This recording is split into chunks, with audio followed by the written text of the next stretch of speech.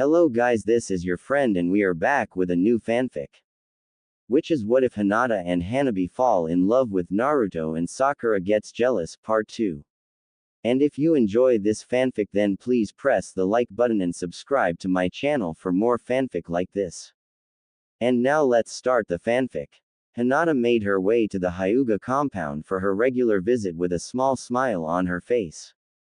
She wasn't stupid and made sure that her visits with Hanabi were done without the potential repercussions of being easily discoverable. The last thing she wanted was for Hanabi to suffer at the hands of their father just because she was seeing her. Naruto would be away on a mission but he made sure to see her before he went, and that's when she did what most would have considered impossible. Flashback. Hinata was sitting in the living room of Naruto's apartment. She didn't really feel comfortable with calling it their apartment yet, even if Naruto was okay with it. Naruto had popped herself a few minutes ago and made Hinata promise to act and be brave the next time she saw Naruto, and even though Hinata promised that she would, she didn't know if she could keep to her word. She wasn't really worried about why it was taking so long for Naruto to come back. If he went on a mission then at least she would have more time to summon her courage in order to ask him out. Her hopes were dashed however when the front door suddenly opened and in walked the man of her dreams. "Hey Hinata-chan." Naruto greeted enthusiastically when he saw her sitting on the couch. Naruto-kun." Hinata greeted back shyly and mentally sighed sadly. She was never going to change, was she? "I just came to tell you that I'll be gone for a few days because I gotta do a mission in the Sand Village," Naruto said. Oh, okay." Hinata replied a bit less nervously. She felt so touched that he came back just to tell her where he would be, the man of her dreams indeed. "Give me a minute to pack up and I'll be out in no time," Naruto said, smiling at her as he made his way to the bedroom. Well, he came to pack too, but that didn't matter. She looked down at her hands on her knees. She was truly pathetic. How many opportunities would she have before it was too late? Here he was. What the hell was wrong with her? If this was the way she was going to act for the rest of her life, then she didn't think she even deserved his attention. "Okay Hinata-chan, I'm all packed up and I'll be back in a few days," Naruto said and made his way to the door, but before he could even touch the knob he was blindsided by a shout. Hinata didn't know what came over her, whether it was all those failed attempts or her self-pity, but she couldn't, and didn't want to, stop her body as she shot to her feet and shouted, "Wait! What's wrong Hinata-chan?" Naruto asked, a bit startled at her shout. Hinata looked around nervously after she realized what she did. Oh great, now what? She was struggling not to faint again. No. Enough was enough. Her indecisions and unease would be the death of her and she was sick of it. If she could act the way she wanted around her sister, then why not the love of her life? No more. Hinata looked at Naruto with so much determination that her mind was only focused on one thing and one thing only, Naruto. "Naruto-kun," Hinata said seriously without so much as a stutter. Naruto for his part was becoming a little bit nervous. He had never seen Hinata look at him the way she was right now. Was she angry at him for something? He certainly hoped she wasn't going to hurt him. Even if he was a cage-level shinobi he would never lay a hand on her, but he squashed that thought. This was Hinata for pit's sake. "Yeah," he replied back. "I know this sounds weird and out of the blue, but the spring festival is in a month and I'd really like it if we went together," Hinata stated. She prayed that he wouldn't be so dense and treat it as friends just hanging out and invite their other friends to come along. "Sure thing Hinata-chan. We can get the off." Naruto didn't get a chance to complete his statement because the look Hinata was giving him told him she wasn't happy with his answer. "Naruto-kun, I meant just the two of us," Hinata clarified. She was using every ounce of willpower not to faint right now, and the only thing keeping her focused was the possibility of this being her last chance to have a chance with him. "Just the two of us," Naruto repeated and went into deep thought. He was confused to say the least. What exactly did she mean? Should the two of them just hang out without the others? There was something more to this though. Hinata wanted the two of them to go to the spring festival together, just them and no one else. It took a while but he finally put all the pieces together. "Wait, like a date?" Naruto asked in surprise. He never would have expected it to be a possibility of someone asking him out. Well, Sakura was a prospect, but even that was in his wildest fantasies when he was 12. He didn't even think anyone wanted to go out with him, but maybe he never paid enough attention to the female populace, and even so, it wasn't like he was looking for a relationship at the moment. What should he do? This was definitely a serious subject, and he had to think carefully before he said something stupid. Yes, Naruto-kun, Hinata replied and waited with bated breath for his answer. So he guessed right. He thought about it. Really thought about it. Hinata was cute, loving and caring, everything he liked about her. He never really thought about dating her, but he would be lying if he told himself that he didn't feel at least something for her. The thought of going out with Hinata on one date didn't sound so bad to him, and he didn't really want to treat Hinata like Sakura treated him in the past when it came to the whole dating thing. Isn't it supposed to be the guy that asked out the girl? He said with a cheerful grin. Please answer me, Naruto-kun, she pleaded. She just couldn't wait anymore. I think. Naruto took a dramatic pause just to annoy her a bit. Naruto-kun, Hinata whined. She wasn't even worried about fainting anymore. The only thing she desperately wanted was a positive answer. That would be a great idea, but let me, Naruto said as he walked to an elated but confused Hinata. Hinata-chan, will you go to the spring festival with me? Naruto asked. He felt like she should be the one to deserve the option, not him. Hinata pretended to think about what he said. I'd love to, Naruto-kun, Hinata replied, giving him the most beautiful smile he had ever seen.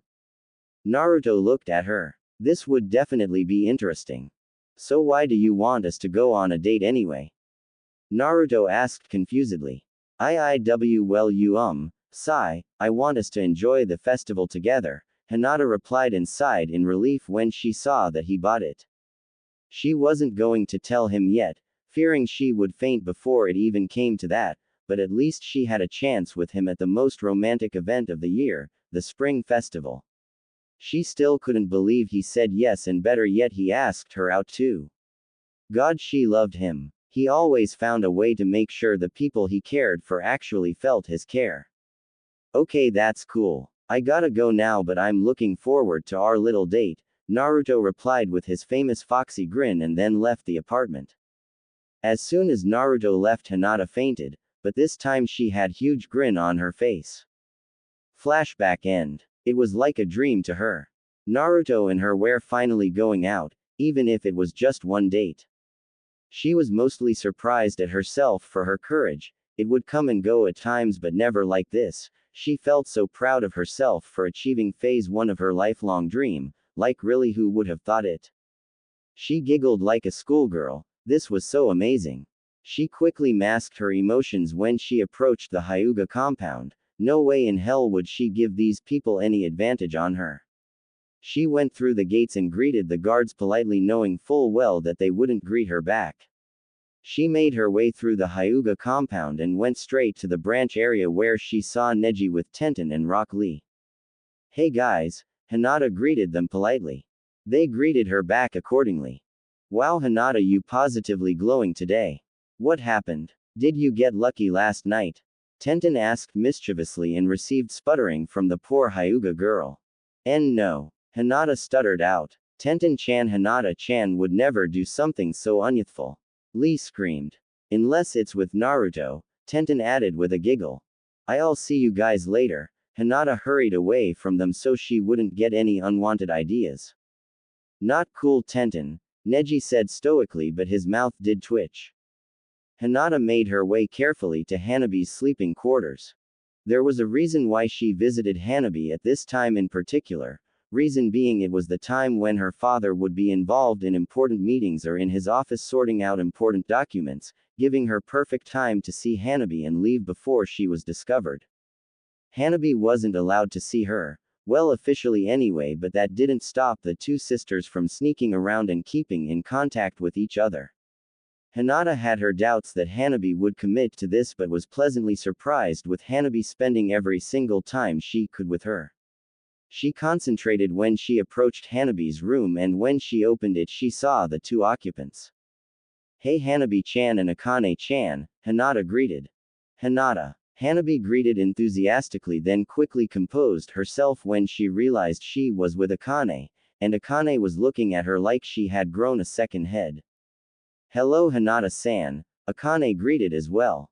Hinata met Akane 2 days ago when she came to see Hanabi. Akane was a sweet and innocent girl, and Hinata knew she would be a good influence on Hanabi, which was great. So what are you two doing? Hinata asked. Nothing really, Hanabi shrugged. We were just talking about random things, Akane replied. No, you the one who's been talking, Hanabi replied irritably, but Hinata saw through it and knew Hanabi's didn't mean it. Sorry, Akane said sadly. Hinata gave Hanabi a look and Hanabi sighed. I didn't mean it like that, Akane, Hanabi said softly. Akane smiled at Hanabi and Hinata felt happy for them. Things were just falling into place. Arg, I hate traveling for so long. Naruto shouted out, annoying anyone in the vicinity. Naruto-kun, how many times have I told you that you're so annoying? Tamari said irritably. I don't know. 12 times. Naruto guessed and everyone groaned. Naruto, we've only been on the road for a few hours and we'll only arrive in Suna tomorrow, so I don't think now is a good time to complain, Kakashi said, reading an old classic of his favorite book. Okay. I'll complain later, Naruto said nonchalantly, and everyone groaned again.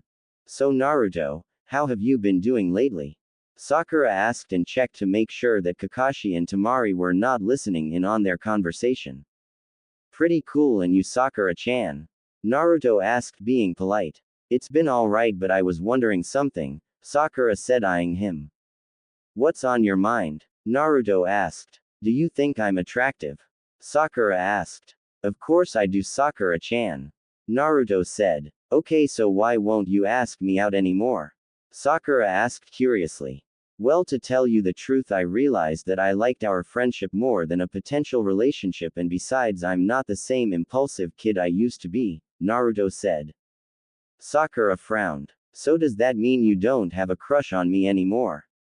Sakura asked, surprised. You'll always have a special place in my heart, Sakura-chan, but I know that even if I did ask you out, the results will be same as they always were, Naruto replied. But what if I was willing to give it a try? Sakura tried. Surely he should be getting where she was going with this.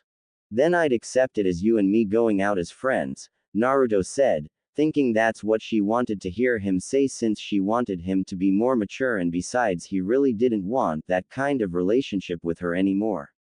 What if something happened there that conveyed more than friendship? Sakura asked impatiently.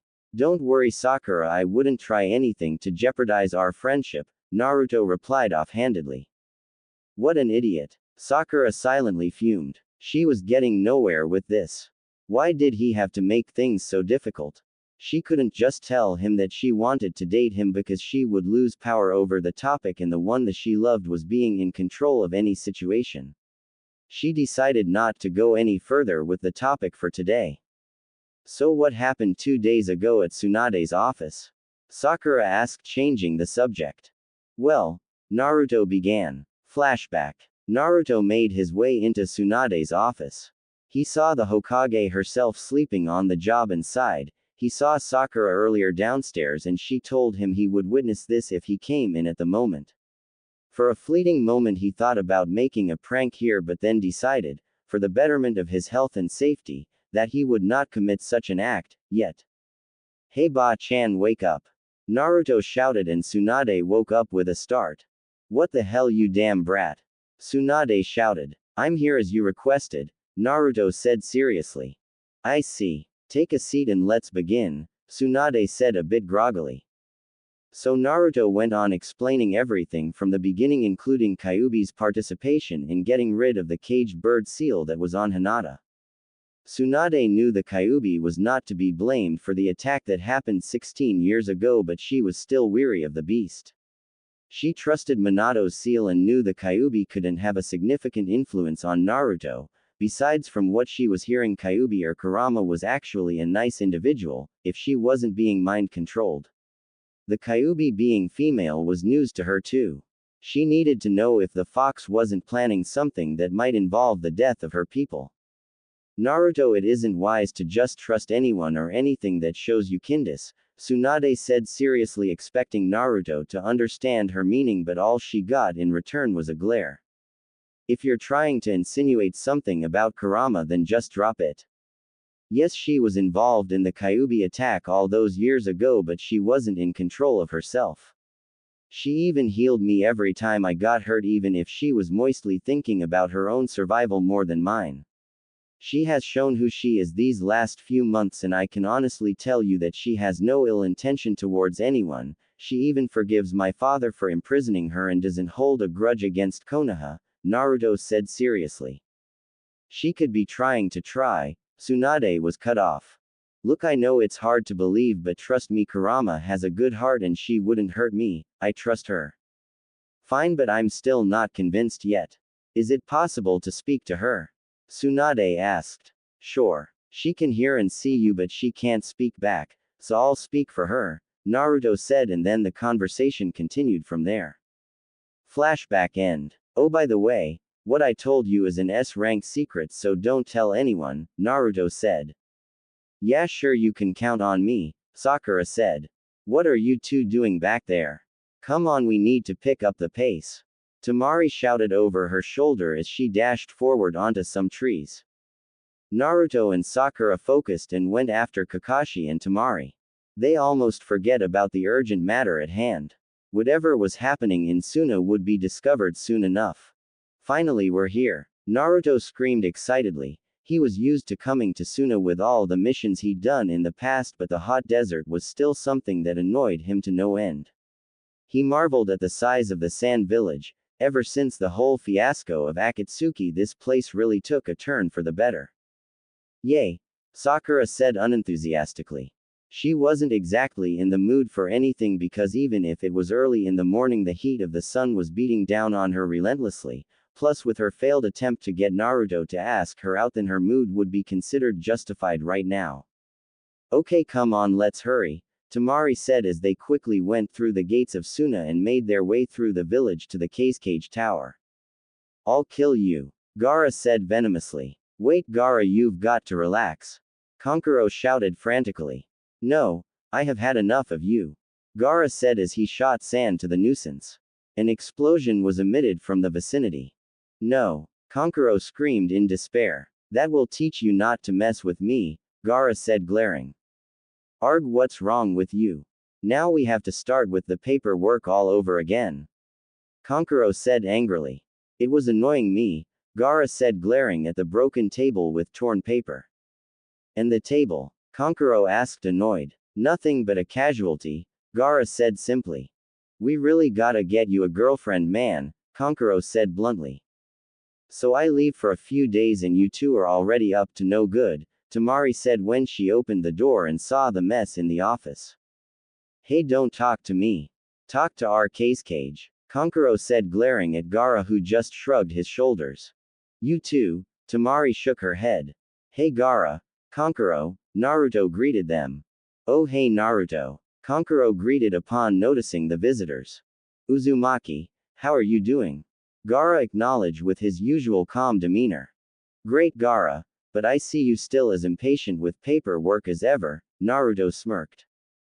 Just wait until you're Hokage and then you'll see how aggravating this part of the occupation is, Gaara said, rubbing his temple. Don't worry, once I'm Hokage I'll show you how to do it right, Naruto replied. Looking forward to it, Gaara smiled. Sorry to interrupt, but I'm aware that we were summoned here on urgent matters, Kakashi cut in. He didn't want to, but they had a job to do. Yes, Kakashi-san, you're correct, Gaara stated.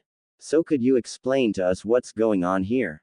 Sakura asked. I'm sure Temari has given you a brief explanation on the situation, Gaara said, but got a sheepish shrug from Temari. I thought you could do better, she replied sheepishly.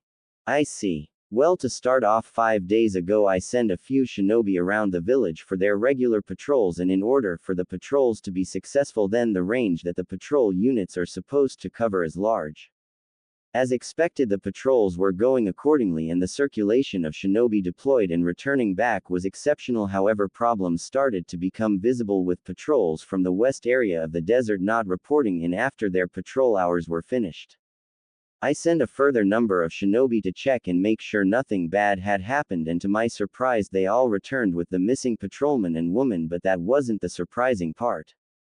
All of the ninja were extremely drained, to the brink of unconsciousness, and with further analysis it was discovered that they had lost a significant amount of chakra from their systems. For a moment I thought it was due to chakra exhaustion, but it was discovered that the chakra was forcibly taken from them. I asked a few of the conscious shinobi of what happened, and I was told that they were attacked by a cloaked woman. Ever since then I have called all shinobi from their patrols in order to increase Suna's defense against a potential threat, Gaara surmised. No way. You and I are the most powerful people around here, so let's go find this lady and kick her butt. Naruto said with a fist raised. Don't be an idiot, Naruto-kun. We have no idea what we're dealing with. Temari said irritably. No, Temari. Naruto is right, Gaara stated. Oh hell no. You're not going anywhere, you hear me, Gaara? Temari shouted angrily. She wasn't going to let this happen. She almost lost him to Akatsuki and she wasn't going to let that happen again. We can't just wait for the inevitable. I'm Kazekage and it is my duty to protect this village, and with Naruto and his friends providing assistance then it should work out fine, Gaara said. I'm coming with you and we're bringing 10 Jonin ranked shinobi with us, Temari gritted out. Temari, I don't think you should go, Gaara was cut. To hell with what you think. Call me when it's time to leave. Temari said angrily and stormed out of the office. What's wrong with her? Sakura asked curiously. Ever since Akatsuki came into the picture, Temari has adopted an overprotective sister persona and won't allow me or Gaara to do anything too dangerous, even if Gaara is Kazekage, Kankuro sighed. Well, that's understandable, I mean she's just worried about you, Naruto said with a smile. Yeah, Gaara said. So when shall we leave? Kakashi asked. Tomorrow morning. I would like to ask if you could provide medical assistance in our hospital, Sakura, Gaara said. It's all right, it would be my honor, Gaara, Sakura said. Thank you, all of you, Gaara replied, truly grateful. No problem, Gaara. So where can we stay until tomorrow? Naruto asked. I've arranged accommodation for you. Kankuro will show you the way, Gaara said. All right then, we'll see you tomorrow, Kakashi said as they made their way out of the office. Great, if only I could get someone to clean this mess, Gaara stated irritably as he stared at the broken table with sand. Naruto was walking around the village alone. Kakashi and Sakura were staying in their hotel rooms that they were provided. He was looking for Temari, but he didn't really know where to find her. As luck would have it, he found her at the one place he never expected her of all people to be, a ramen restaurant. She looked really sad and torn. She also looked a little bit tipsy, and he could see the reason was the sake on the side. Hey, Naruto greeted as he took a seat next to her. I'm a bad sister, Temari asked bluntly. Why do you ask? Naruto asked carefully. I know sometimes I may seem mean and angry towards my brothers, but I really do love them. Why can't anyone see that? Temari said as she downed another cup of sake. We all see it, Temari-chan. Naruto smiled softly at her, but she still seemed unconvinced. When Akatsuki almost took them away from me, I didn't know what I would do. Without them in my life, I don't know how I could move on. I don't want to lose them. I almost them once, Temari said and wiped her face to stop the tears that were coming out. It's okay, Temari-chan. Look, I know you care for them. If you didn't, then you wouldn't act the way you do. There's nothing wrong with it, I promise, said Naruto reassuringly. Thanks, Temari said and stopped drinking altogether. Will you need help getting home? Naruto asked. Nah, I'm not drunk, Temari smiled. All right, if you say so, Naruto said and then caught something. What are you looking at? Temari asked as she also turned to see. The Spring Festival, Naruto stated as he stared at a poster. Yeah, I almost forget about that, Temari said as she eyed the poster and then Naruto. What? Naruto asked when he noticed her stare. So who are you going with, huh? Temari asked seductively. I'm going with Hinata, Naruto said nervously. What? You're not taking me? Temari asked. Well, Naruto couldn't think of anything. Ha ha ha ha. Relax, I'm only teasing, Temari said mischievously. Oh, so wait, who are you going with? Naruto asked. I'm going with the laziest guy on the planet, Temari said in mock exasperation. Oh yeah, I almost forgot, you and Shikamaru were going out, Naruto said embarrassed. Exactly, and do expect me to cheat on my boyfriend by going out with you? Temari asked, raising an eyebrow. No way, Naruto shouted. My point exactly. Good for you though, you and Hinata, Temari smirked. Yeah, Naruto said nervously, but he didn't know why he was feeling that way. Finally, I was wondering when you would notice, Temari said. What are you talking about? Naruto asked. Never mind, I'll see you tomorrow, Naruto-kun. Thanks for the food, she called out as she made her way out of the restaurant. Food? Naruto questioned and got his answer in the form of a bill. Damn you, Temari, he said as he made his way around the village. It was late now and he knew he should be resting, but he didn't care. He looked into the distance and saw that all too familiar cherry blossom hair. Hey Sakura-chan, Naruto shouted. Hey Naruto-kun, you just the person I've been looking for, Sakura said, smiling in his direction. She soon realized a while back that she was doing everything wrong in order to obtain his attention, so now she was going to do everything to let him know that she was available for him. What's up? He asked, noting she called him Naruto-kun instead of just Naruto. There's this beautiful new park they made and I wanted us to check it out, Sakura said sweetly. Sure, if that's what you want, Naruto shrugged. Great. She beamed at him, then took hold of his hand and led him in the direction of the park. They arrived and there was no one in sight. Sakura knew this was perfect. They sat and talked for a little while. Mostly on their lives and finding out more about each other. Sakura had to admit that this was probably one of the most precious moments she'd ever had with anyone other than her parents and Ino. Okay Naruto-kun, we need to get to a serious subject, Sakura said. She felt like an idiot. If she wanted to date him, then she had to be direct and not discreet. What is it, Sakura-chan? Naruto asked. I know that on many occasions I disregarded your affection towards me, but now I'd like to say that I'm really sorry for that and I would like to go on a date with you, Sakura stated as she stared deep into his eyes. For years he waited to hear those words come out of her mouth, but right now he felt empty. He cared for her greatly, but not to the extent of dating her. She had been a part of his life and he didn't want to lose her over this, but he couldn't lead her on either. I love you, Sakura-chan, Naruto said. He saw her smile brightly and regretted what he was about to say next. I'll always love you, but I'm not in love with you anymore. I'm sorry, but I don't feel the same way I did all those years ago. You'll always be special to me, but I realized that we can't be anything more than really close friends. Please don't be mad at me, Sakura-chan. I'd hate myself if I was the reason for you hating my guts and not being a part of my life, Naruto said honestly. Sakura's expression was unreadable and Naruto was expecting the worst.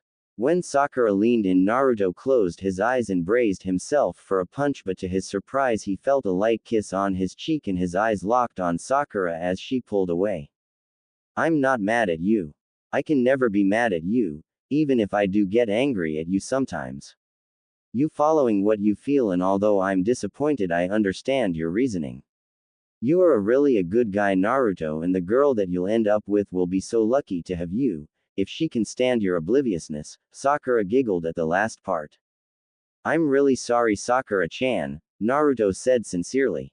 It really tore at him for doing this. Naruto-kun, I love you too, Sakura smiled and stood up.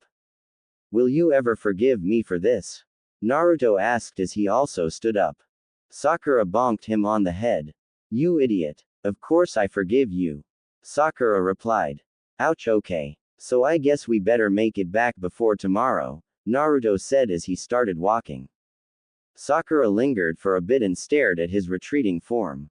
He had definitely grown up, and even though she was disappointed, a part of expected this. You are so lucky, Hinata, Sakura thought. Come on, Sakura-chan, Naruto said. Coming, Sakura said as she made her way to Naruto, and then they made their way to the hotel. The next day, they had been walking for a few hours in the desert, followed by 20 of the highest ranked jonin that could be taken. Temari wasn't taking any chances. Naruto was getting bored again. All he saw was sand and more sand, and he was starting to hate the color of it. He was about to say how bored he was when he saw a building in the distance. The place itself looked like it was made of continuous circulating sand because the sand kept moving. That is the area, Kazekage-sama, one of the jonin said. I do not see anything that warrants for an attack, Gaara said, eyeing the building in the distance carefully. Wait, look, Temari said, pointing to the direction of the building. They could see a silhouette right in front of the building, as if expecting their arrival. Welcome, the cloaked woman greeted. So have you been the one giving our ninjas a hard time? Kankuro asked. The woman seemed to be looking at each of them as if analyzing them. It was hard to tell if that was what she was really doing since she was wearing a hood. Yes, you would be correct, said the cloaked woman. Why? Naruto asked angrily. Simple. They all have something I want, the woman replied. And what might that be? Gaara asked. Chakra, was her simple reply. Will you stop this act of stealing our shinobi's chakra? Gaara asked. I'm afraid not, for you see that is the only way I can get stronger, she replied, and even though her face was covered you could see her eyes giving off a red glow. Then we have no choice but to detain you, Gaara declared. You are free to try, however it might not end well for you and your comrades, the woman said. Immediately after her statement, Gaara ordered his men to detain her. The jonin were fast, but she was faster as she dodged all their sand-based jutsu and occasionally took full blows without even being harmed in the slightest. Gaara realized that long-range attacks wouldn't work on her, but he had something everyone else didn't, full command of the sand. He pulled sand from underneath the woman and inked her in the sand. All looked fruitful until she effortlessly blew his sand away without even lifting a finger. So you are the Kazekage that can control the sand, said the melodic voice. I am, and we will stop you, Gaara said. You got that right, Naruto said as he quickly made a Rasengan and was about to charge the woman until Sakura stopped him. Don't. She takes chakra, remember? Sakura hissed. Enough of this, the woman said and raised both her hands with her palms open in the direction of the squad. Her hands started glowing blue and strips of chakra were being extracted from every shinobi in the area. They could all feel it. Quickly create a distance, Gaara commanded. They all moved away quickly. I'm sorry, Kazekage, but I won't let that happen, the woman said as she continued to suck the chakra out of their networks. Sorry lady, but you asked for this, Naruto said as he appeared behind the woman in a yellow flash. Naruto punched the woman and sent her flying until she landed at a distance. For the moment the chakra extraction stopped. The woman stood up and Sakura and Naruto both gasped. Hinata was in Naruto's apartment watching TV with Hanabi. It was Hanabi's turn to visit. Hinata had been having a bad feeling ever since the morning started, like something horrible was about to happen. I'm coming, sweetie, that dream brought shivers to her spine. Who was the woman talking? Why did she sound so familiar? She had been hearing that woman's voice in her dreams for days now and she didn't know what it meant, but she didn't like it. How did Naruto do it? Hanabi asked curiously. Oh right, they were still on the subject of Hanabi discovering about her seal or lack of. I don't really know, Hinata said honestly. While that knucklehead really does have a few tricks up his sleeve, Hanabi said. Hanabi, Hinata warned. Sorry, but even you have to admit he can be an idiot, Hanabi said. Hinata shook her head, but she didn't fully disagree with a sister. Hey, can I tell you something? Hanabi asked uncertainly. Sure, anything, Hinata said. It's not serious, it's just, I've been having this weird dream lately, for a few days now, Hanabi said. What weird dream? Hinata asked curiously, not liking what she might hear. Well, I can't see anything and I hear this voice that kind of calls to me, Hanabi said. Do you know what the voice says? Hinata asked wearily. Yeah, it always says, I'm coming, sweetie, and that's when I wake up, Hanabi said thoughtfully, then turned to see a shocked Hinata. What's wrong, Hinata? Hanabi asked worriedly. Nothing. Nothing, Hinata said, but she could still see Hanabi's worry for her. Okay, but if you need someone to talk to, then you can count on me, Hanabi said. Hinata smiled at her, but her mind was elsewhere. Hanabi had been having the same dream as her. This was so weird to be a coincidence, and that made her worry. She couldn't shake off that bad feeling, and after what Hanabi had told her, the feeling increased tenfold. Hinata-chan? Naruto asked as he looked at the woman standing in front of him in shock. The woman's head whipped to his direction. It seemed that he had her full attention now. Hinata? Do you mean Hyuga Hinata? The woman questioned. Naruto stared at her. He was shocked to the core. This woman looked like Hinata except much older. Her hair was blue like Hinata's and even her face was similar, but the one thing that threw him off were the eyes, those eyes that looked exactly like the Jubies, Naruto realized to his horror. He could never forget the color of the eye of that monstrosity. The eyes on this woman that had Hinata's image matched the eye of the Jubi. There was also that all too familiar malevolent chakra that was similar to the Jubi's, but he also felt another chakra signature coming from the woman that wasn't malevolent. Do you mean Hyuga Hinata? The woman asked again with a hint of impatience. That's none of your b. Sakura was trying not to give this woman as much information as possible, but Naruto ruined her plan. Who are you, lady, and why do you look like Hinata-chan? Naruto questioned angrily. How dare someone try to steal Hinata's identity and turn it into something evil? He didn't see Sakura's angry face. So you are familiar with Hinata if you were able to easily distinguish our similar physical traits. You should also be very close to her with how you referred to her using Chan in her name. I hope not too close though, otherwise you and I might have a problem, the woman said. Who are you? Naruto questioned again, this time in confusion. She looked at everyone in the vicinity to make sure that they weren't preparing to attack while the boy acted as a distraction. They all seemed ready but were currently waiting on her answer, it seemed. You should have at least made a guess on who I am from my appearance, but seeing as you are all waiting patiently for me, I shall tell you. It's really quite simple if you put it into perspective. Before I tell you though, I'll give you a guess, the woman said with a smile. We don't have time for this. Kankuro shouted. Calm yourself, child. So young blonde one, what do you think? The woman asked. I think you're the Jubi, Naruto stated seriously, earning horror looks from everyone except the woman who just smiled at him. Not correct but not wrong either, the woman said, and immediately everyone went on the defensive. Fine then, who are you exactly? Kakashi asked. He was scared out of his mind. If this woman was linked to the Jubi, the beast that nearly killed all of them, then they were all in deep trouble. To put it simply, I am Hinata's mother, she said while staring directly at Naruto. Kakashi was always a level-headed ninja because he had to be, and surrounding himself with the likes of Naruto had given him a belief in the impossible being possible, but right now he was struggling to come to terms with the current predicament.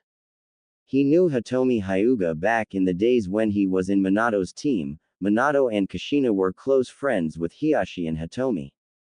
When Kushina was pregnant with Naruto, it was Hitomi and Makoto who would spend most of their time with her, helping her cope and relax, especially considering Minato being a nervous wreck when it came to the pregnancy. He worried too much about Kushina's health to the extent that Kushina didn't have any breathing space, and that was when Hitomi and Makoto offered their assistance to a grateful Hokage. Hinata was a lot like her in more ways than appearance. Hitomi had a kind heart and always strived for the gentle approach with any problem concerning people. He remembered hearing about her death one day after giving birth to her second child, but if that's true, then who was this? He immediately ruled out the possibility of a random imposter because if memory served him right, then her chakra signature was exactly how he remembered it, except only now he could detect two chakra signatures being emitted from her body. She even looked the same except for those red eyes that looked like the Jubi's. She also immediately reacted when she heard Naruto say Hinata's name. How could this be? Kakashi was all for the possibility of believing in the impossible, but this. Maybe Orochimaru bought her back from death using that forbidden jutsu that he used to summon the past Hokages before he died, but what would he have to gain if he did that? She was just an innocent woman. And why did she have two chakra signatures?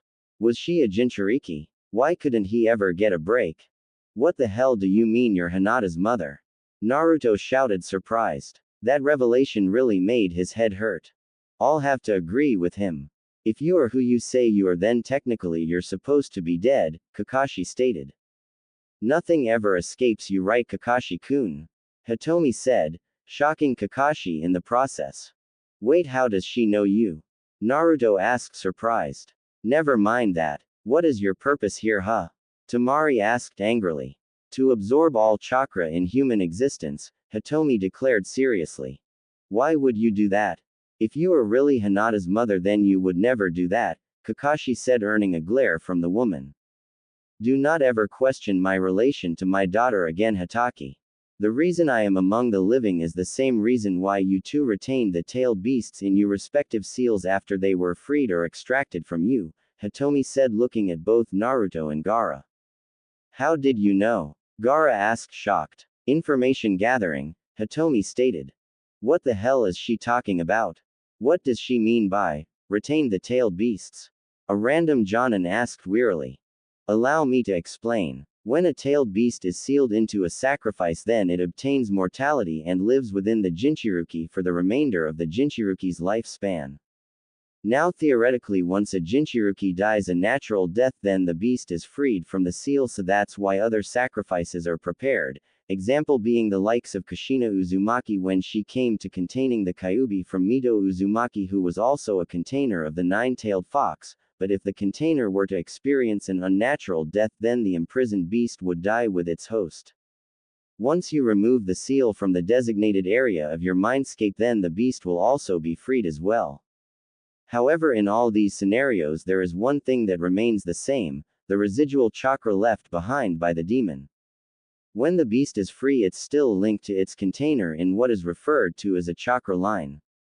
There are a few ways to sever the link permanently. One of these would be prolonged distance between the beast and the vessel, and another would be the death of the vessel altogether. If the chakra line is strong and short enough, then the beast could be reabsorbed into its original container forcibly, and a new seal made by the Shinigami himself will be created to permanently detain the beast within the host until the host's death. So even if you remove the seal from within the mindscape, then the demon would only have a temporal window in order to create a large enough distance to sever the link. Even if the Biju is seemingly destroyed, the chakra line is still existent, and so the Biju could still be returned into you. You should be well aware of this, Naruto-kun, Hitomi said, looking at Naruto. Heck, everyone was looking at Naruto except Sakura and the Sand siblings. Naruto, you still have the Kyuubi? Kakashi asked, shocked. He thought they rid of the demons a long time ago. Yeah, we never knew about the link until it was too late, Naruto said as he kept his eyes on the woman who seemed to know him. And what about you, Gaara? Sakura asked, still reeling from the revelation. She already knew Naruto still had the Kyuubi and had sworn to keep it secret under Tsunade's orders, but now she knew how that was possible. I have retained Shukaku, but how it happened still escapes us, Gaara replied truthfully. He was surprised one day to find himself in the mindscape with Shukaku sulking on being imprisoned again. So how does this explain why you alive? Kakashi asked, turning back to Hitomi. The chakra link between a Biju and its vessel is potent in nature, and because of that, excess chakra is leaked from the connection into the environment, whether the Biju is inside or outside its container. Demon chakra contains a part of the demon's essence, so in a way it's part of the Biju's soul. Now I don't know all the specifics, but it seemed that the Jubi had the power to actually choose a host for itself if need be, and before it was completely demised, it used the chakra that it leaked into the environment from being linked to Obito Uchiha to locate me specifically and take refuge in my decomposed body. In doing so, it actually revived me to what you see now, Hitomi said. How could you know about Obito? Kakashi asked, stupefied. The Jubi tells me what I wish to know. It is very knowledgeable in the events of life during my death period. It is even aware of the histories of Fire Country and its inhabitants even though it hadn't physically existed until a few months ago. The 10 tails can be very handy when it calls for it, Hitomi stated with a smile. So what of the Jubi? A Jonin asked scaredly. I am its current container. Do not fear though, for it cannot free itself from my body, but it has been annoying me as of late about taking what's rightfully its, Hitomi said with a small frown. So the Jubi still exists, Kakashi said in horror. Yes, and because of its traits I have been given the ability to completely remove chakra from any individual. That is what the beast has told me anyway, Hitomi said. But that would mean killing people, Sakura said scaredly. No, the removal of their chakra would not take their lives thanks to the Jubi's weakened state in my mindscape. It would render them unconscious for a day or two, otherwise I would not commit myself to this, Hitomi said. Why are you doing this, Hitomi-san? Kakashi asked. She knew way too much about them personally not to be Hitomi. Easy, Kakashi-kun. Imagine a world of peace that didn't involve violence and jutsu. Chakra is only used for wars and killing these days and therefore is a hindrance to the world. I aim to fix that without killing anyone. I am doing this for the good of humanity using the Jubi's ability to absorb chakra, only I won't take people's life forces with it, Hitomi said. I'm sorry, Hitomi-san, but taking away someone's chakra is the same as taking away a piece of who they are and we can't allow you to do that, Kakashi said seriously. Kakashi is correct. If you take away our chakra then you taking away a piece of ourselves with it, Gaara stated. Hemp. I just knew you wouldn't understand. Fine, be that way, but I will change this world for the better whether you like it or not. Give Hinata-chan and Hanabi-chan my greetings, Naruto-kun, for I'm sure you know both of them if you know my eldest daughter, and tell Hiashi that I'm coming for my children. Until next time, Hitomi said seriously and disappeared in a purple flash. She knows the Hiraishin? Kakashi asked surprised. Oh man. Just wait until Hinata hears about this, Naruto said looking tired. Everyone looked tired. She must have taken more chakra out of them than he thought. That's all you worried about? Sakura shouted angrily. The Jubi was out there and all he was focused on was telling Hinata that her Supa's dead mother was actually alive because of the 10-tailed beast that almost destroyed the entire world. Well, if she put into that perspective then she could actually see why Naruto thought that was more important. Hachu. Hinata sneezed. Someone's talking about you. Maybe a blonde knucklehead, Hanabi teased. Stop that, Hanabi-chan. Hinata sputtered with a huge blush on her face. Ha ha ha. At least I still got that over you. Hanabi laughed. Not funny, Hanabi-chan, Hinata said dangerously and then advanced on her little sister. What are you doing? Hanabi asked alarmed. Teaching you a lesson, Hinata replied as she proceeded to tickle Hanabi. No. Ha ha ha ha. Stop. Ha ha ha. Please. Hanabi laughed and wheezed.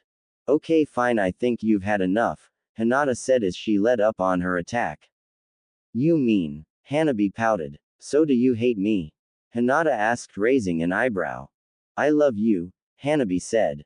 Wow, I've hardly heard you say that in a long time, Hinata laughed, earning a glare from Hanabi. I already said I was sorry, Hinata, Hanabi said sadly. Oh Hanabi, I didn't mean it like that, Hinata said soothingly as she hugged Hanabi. I feel so stupid, you know.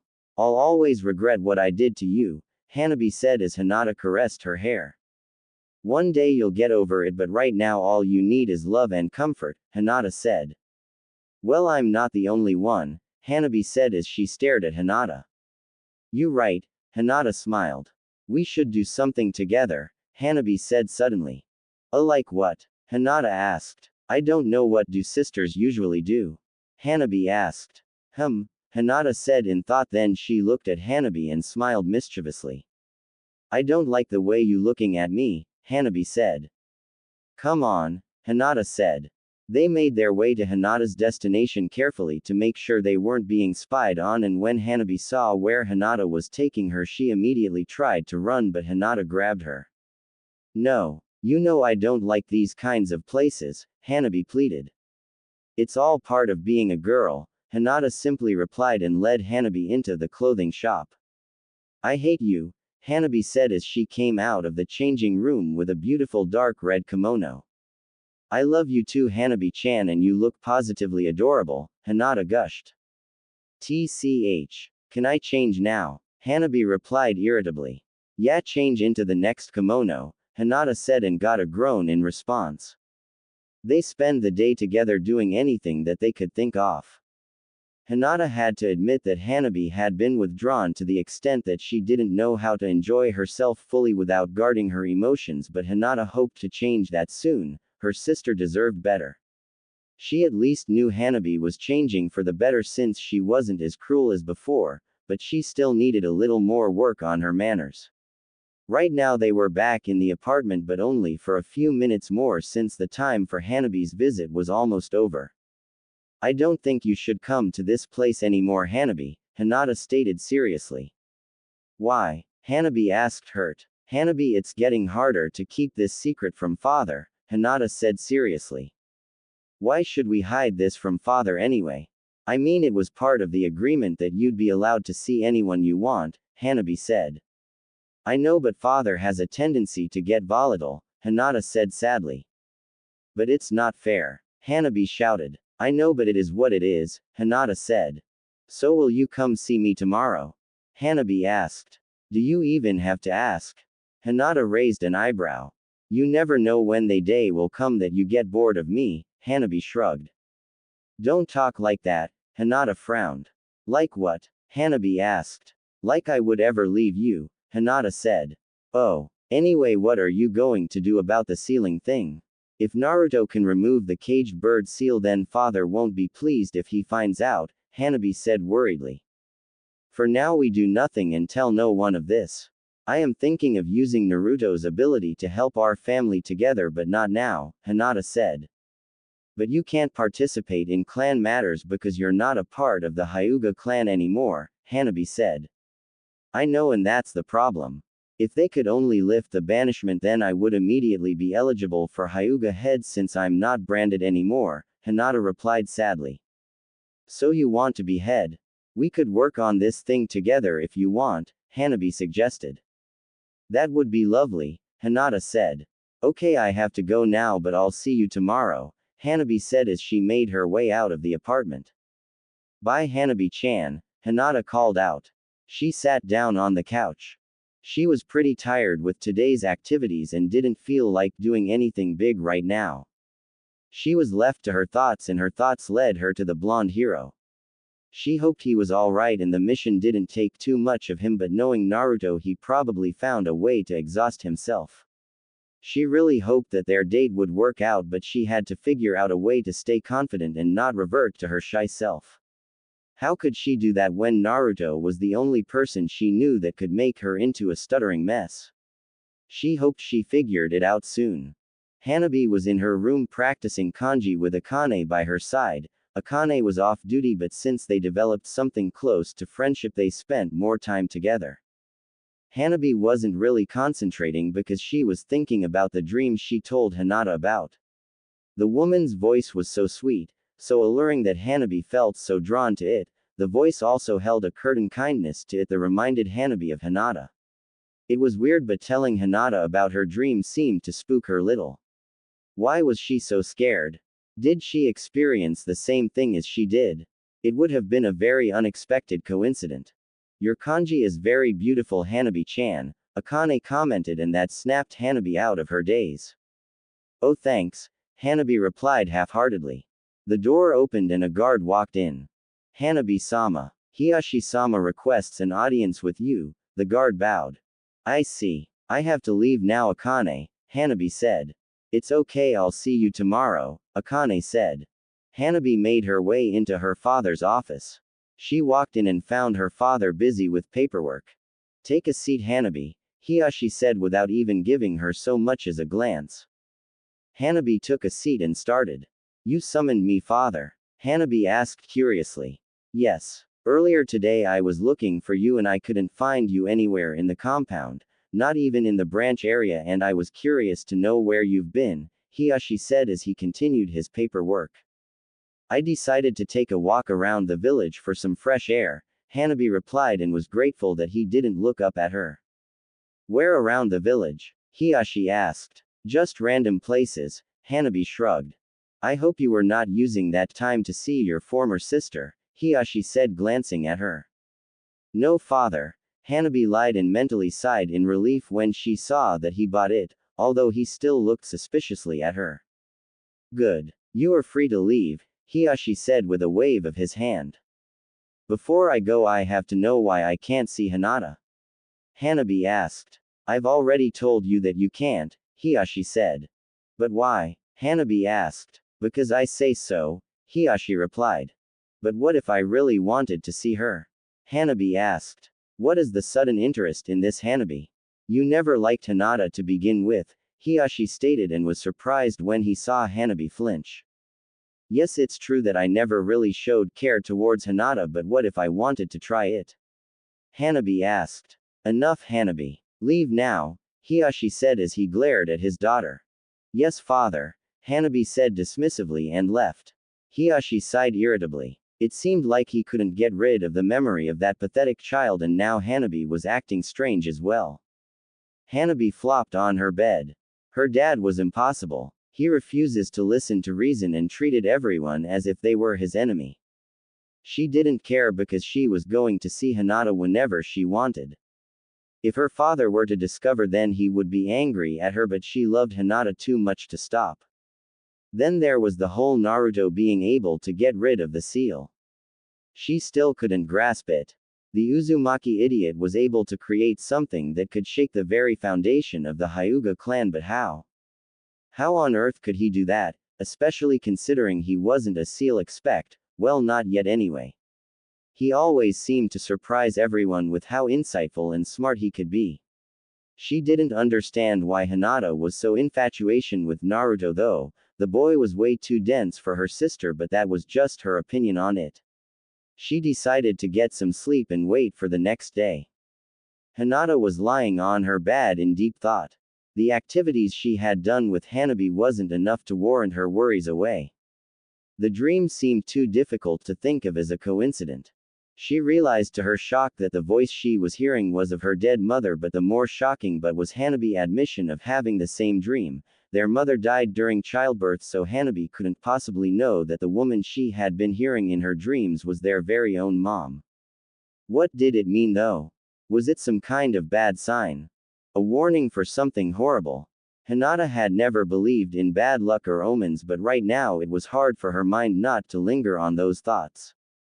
If it was anything bad involving Hanabi, then Hinata needed to be prepared to protect her sister, even if it meant her death in the process. She really hoped it didn't come to that in the future. She didn't want to sleep at the moment, afraid of hearing her mother's voice. She looked for something to keep herself busy and saw a photo album beside the bed on the dresser. She took the book and skimmed through the pages, which mostly consisted of Naruto and the Rookie 9 with a few of Team Guy as well. She looked at more pictures and saw a lot of them consisted of women she didn't know. She was a little jealous that these women appeared way more than she did, but she would just accept it, and maybe create her own memories with Naruto. Hinata was becoming very sleepy and it was inevitable, so she closed her eyes and waited for the voice that filled her head. Sorry. Excuse me. Could you move already? Hanabi said as she weaved her way through a large crowd. It wasn't wise for her to be visiting her sister after Hinata had warned her that it was getting too dangerous to do so, but Hanabi was too excited today to heed the warning. She made Hinata food to eat as a way of showing her sister kindness, although she wasn't sure how good the food actually was because she didn't even try it when she made it, but she was sure that it was really good. She was a prodigy after all, so how hard could cooking be? She made karage with her own twist to the Japanese cuisine. This way she couldn't be accused of buying it somewhere, even though Hinata would never do such a thing. This sister bonding made her feel so happy. She hadn't felt this way in years. Who knew that all it took was Hinata to get some backbone and stand up for herself? Definitely not Hanabi. No matter how much Hinata waved off her past misgivings, Hanabi couldn't bring herself to forgive and forget them. Maybe one day, but not now. She felt she still owed Hinata more before the past can stay in the past. She looked back at the box that held the food that she had made and wanted to give to Hinata. She didn't know what prompted her to sneak into the kitchen, make the branch members promise not to tell anyone what she was doing and then cook in solitary, but she just woke up and had the idea, which was strange because she never thought like that before.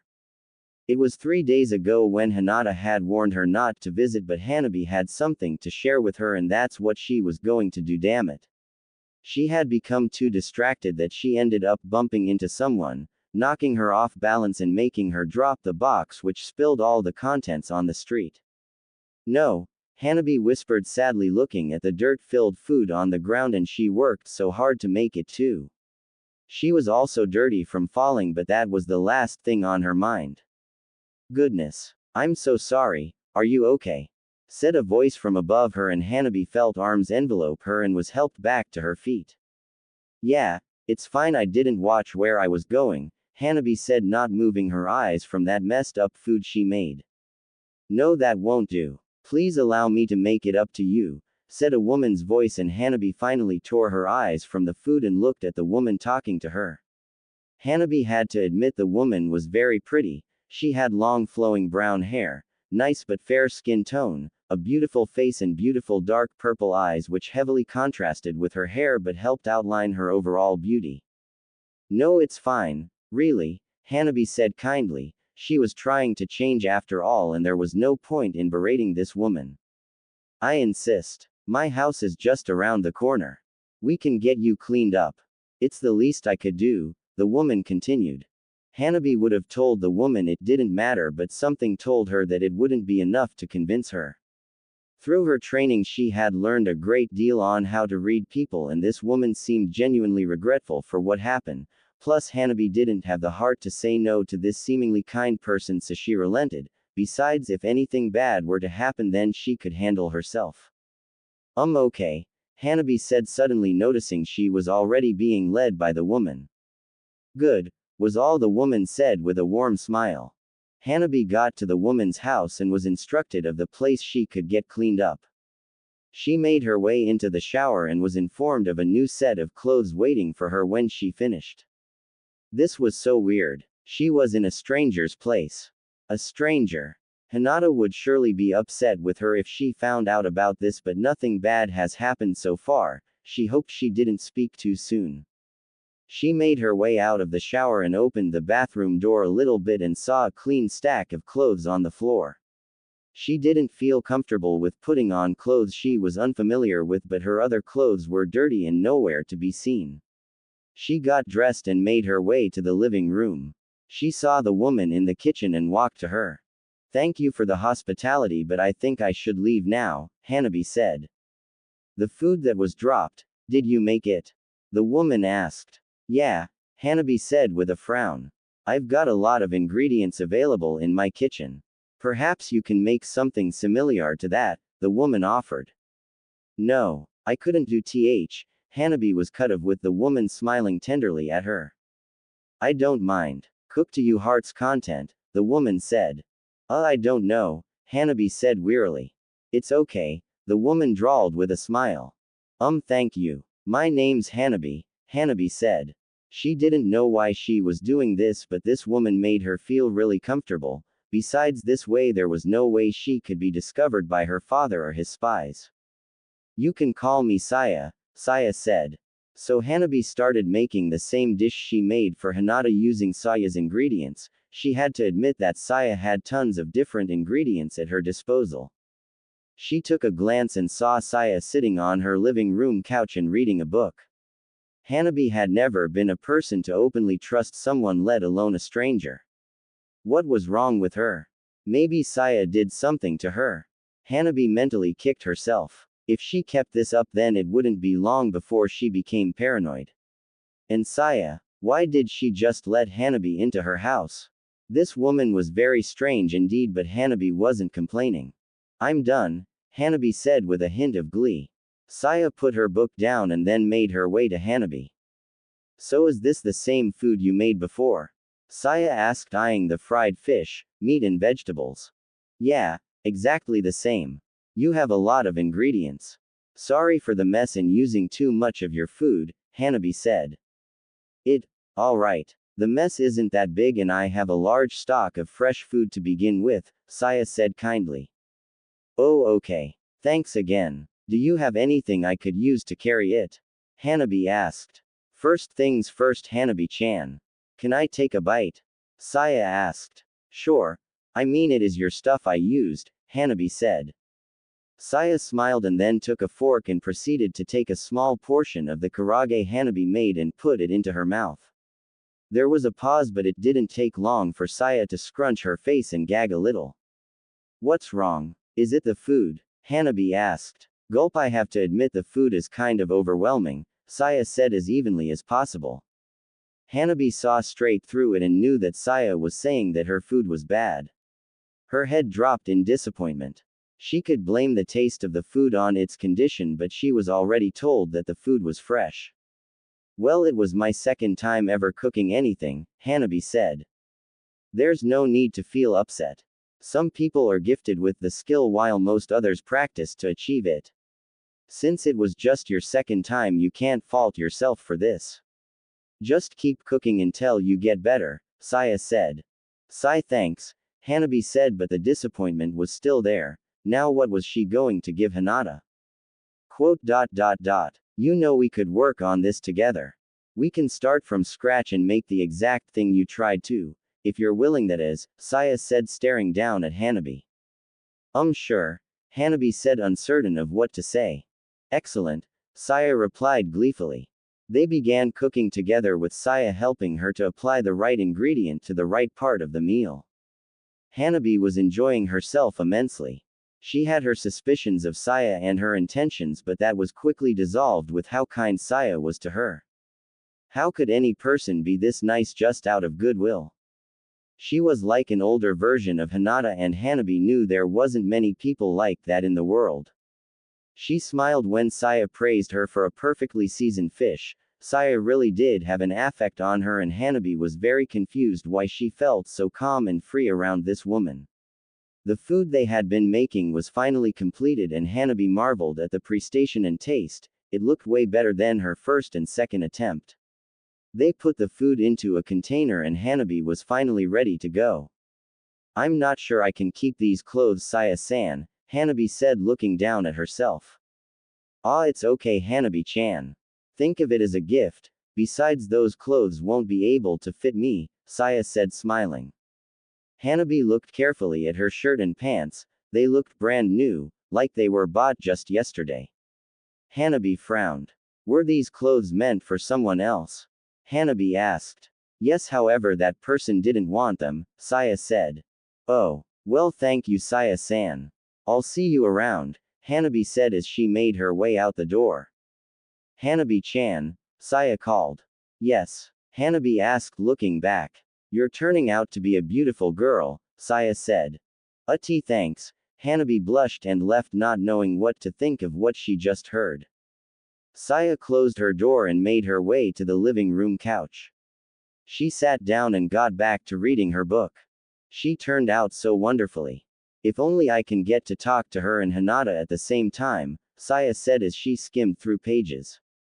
No one here would be able to stop you, so why not just get them now? Said a booming voice. Don't be silly. I'm not just going to act recklessly, Saya said with a frown, seemingly talking to herself. Your little stunt in that desert was reckless, the deep voice reminded. It had to be done. I want people to know that I'm alive, and I couldn't do that in Konoha. I had to confuse them on my potential whereabouts. Wouldn't want mass panic now, would we? Saya said evenly. Well, there is going to be mass panic when people find out about you living, the voice continued. Can't be helped. Besides, I'm not here for anyone else but my kids, Saya said.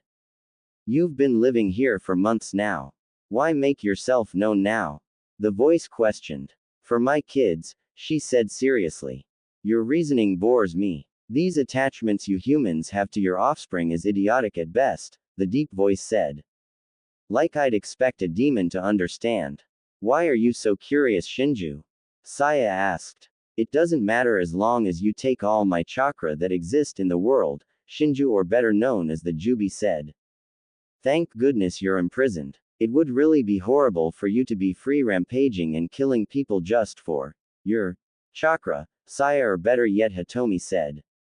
Bah, whatever. Life and death doesn't matter to me as long as I complete my purpose, Shinju said. Well, I'll be using your power without any casualties, Hitomi said. Like I said, human, as long as I complete my purpose, purging this world of chakra, Shinju said, and then cut off the link. Annoying Jubi, Hitomi said with a frown. Hinata was walking through the street of Konoha at a frantic pace. She came to the Hyuga compound but couldn't find Hanabi anywhere, and no one knew where she went. Hinata was worried sick. If anything happened to Hanabi, then she didn't know what she would do. God, where was she? Hinata's brain kept on giving her worst-case scenarios where Hanabi would die every time. She was about to scream in frustration when she saw Hanabi come out of a corner. Hinata rushed to Hanabi screaming her name, not caring one bit who heard her. She quickly scooped her sister into a hug. Whoa, Hinata, watch it. You almost made me drop the food, Hanabi said while holding tightly to the container. Where were you? Hinata said, upset. I was making you this, Hanabi said. Hinata put Hanabi down and then took the container. She looked at its contents and found the food.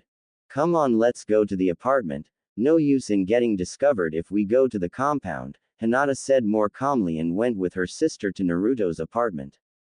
Sorry for making you worry, Hanabi said after noticing her sister's face. Sai, it's okay, but please don't go around like that. I don't want anything bad happening to you, Hinata said. Okay, Hanabi said as they walked together. She wanted to tell Hinata about the woman that she met, but she feared Hinata would get upset again. This can't be happening, Tsunade said as she rubbed her temple. Things just kept getting worse.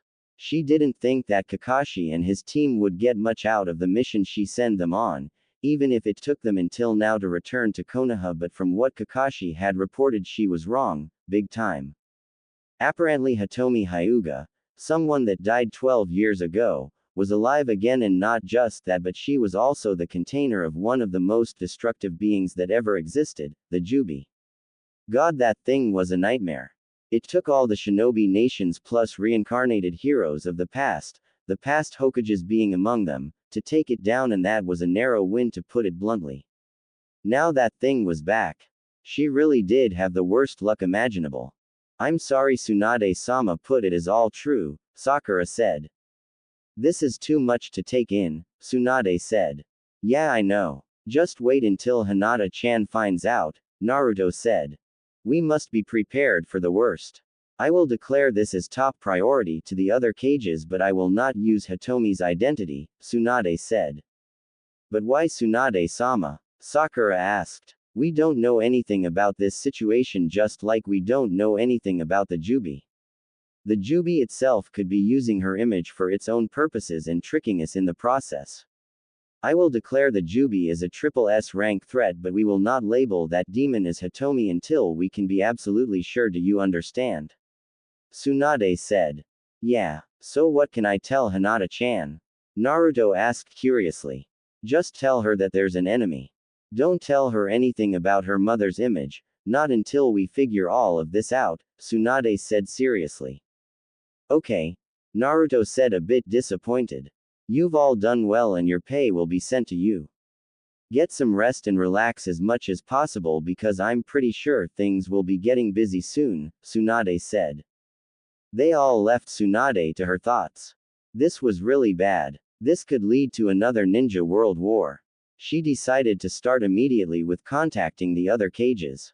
Shizune, get in here, Tsunade ordered. She truly hoped that this assailant wasn't the kind, lovable woman that would spend her times with Kushina, because if that was so, then the decisions Tsunade was going to make would be the hardest in her life.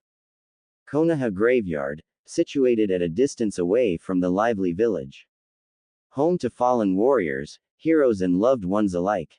The place where most of the ninja and civilians rest and decay for the rest of life itself. A stream of light was heading in this very direction. No one would be able to witness it due to the tension of the world war against Madara and his followers. Pain's attack on this place was very damaging to say the least, but they were slowly pulling themselves together and rebuilding what was once clean and clear buildings from the ground up, well, in some places anyway. The light itself seemed to be made of pure energy or something eerily similar to chakra, with the way it resembled something being burned in the sky. The impact on the graveyard wasn't quite significant enough to cause alarm, but an explosion still rounded the area nonetheless. The graveyard seemed to glow with a light red hue for a moment before the light dimmed, then disappeared altogether. For a moment there was nothing but that silence that existed prior. Nothing seemed out of place, but then suddenly the ground, in a particular area, exploded from the inside and something that seemed to be coffin had been blown wide open with a decomposed corpse present for all to bear spectacle to, if there was anyone present to begin with. The light from earlier returned, but this time it only resonated in the very open coffin as it seemed to be consuming the bony body. The light shined blindly for almost 2 full hours before it died down, and in its place is a perfectly healthy-looking body. The body did not move or give any indication of life.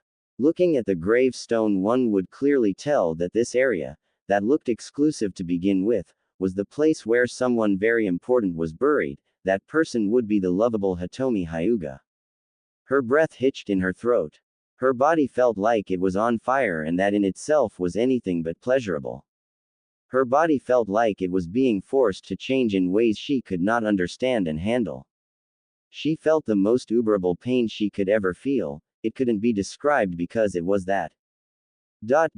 She could feel. She could breathe. Her eyes shot open and she squinted them due to the brightness she hadn't adjusted to. She was dead. She knew she was dead.